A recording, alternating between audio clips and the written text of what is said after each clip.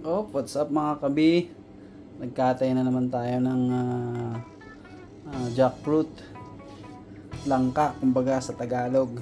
Ayan, napakahirap magbalat, susme. Dahil nag-crave lang, ayan, nagkatay na naman.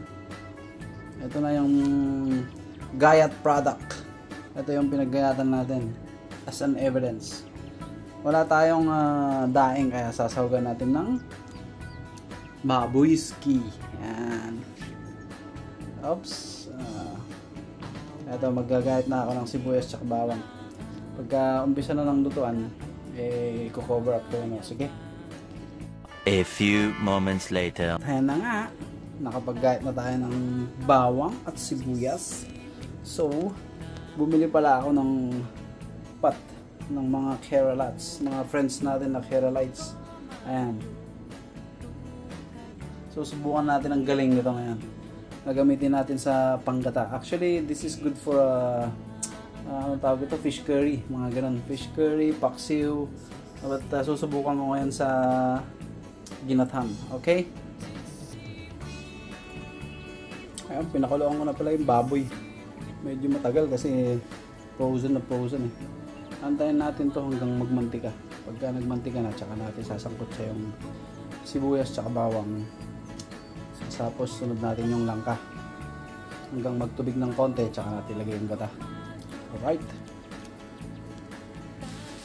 Oh, ayan na ha. Sinangkotsa ko na mga lods. Saktong sakto dun sa binili kong kawali. Original pot daw sabi nila. Anong tawag ito? Handmade pot.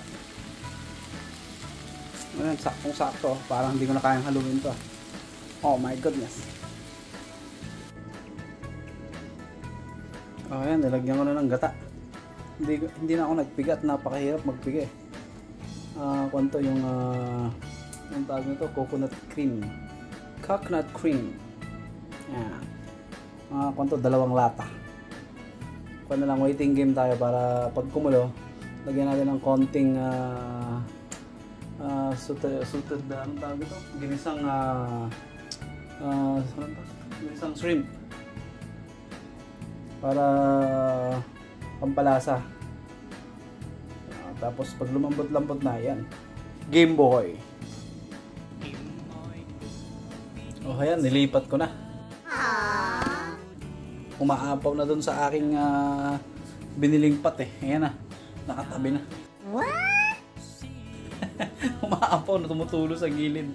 Ayan, nilipat ko na sa bigger space. Oh, ayan.